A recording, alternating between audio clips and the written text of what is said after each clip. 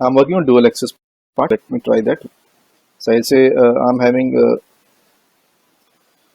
let me take category, and I'm having sales and profit. So I'll go for bar chart and do vertical. So here we are having options plotted based on the value part. So if I say I want to show this both the values on the same axis rather than making two charts separately, I want you can say overlapping can be there. I can show profit on the same bar. For that purpose, we can have an option of dual axis. Let's see how you make dual axis.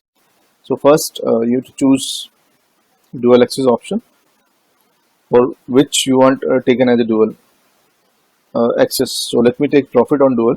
Let me drag it on left. Oh, sorry, right. Dual axis. So I'll be getting two axes parallelly. So by default, dots are there. I say I'm not looking for dots. Let me take a bar for sales and similarly bar for profit. So currently it is logically incorrect. If you see, if you compare, if you ignore this axis, if you compare the values, the profit cannot be greater than higher than the sales value. So it means the axis which you are currently working on to showcase the data is not sync. So you do have option of doing right click on either of the axis, say synchronized axis. In this case, you would be in same axis visible for both the values. So that's a dual axis. Or you can utilize the bar chart where size can be decreased, width can be decreased, and parallelly you can show the values.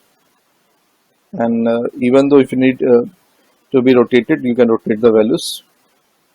I'll say field profit. I say panwise rotation should be there. I say vertically, and I say it should be in a form of for currency, and there should not be any decimal there. And data should be in thousands only. Same I am doing for profit sales. I say again vertical,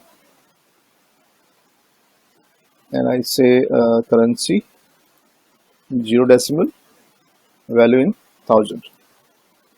Symbol I'm going for dollars only, no worry. So that's okay for us. So if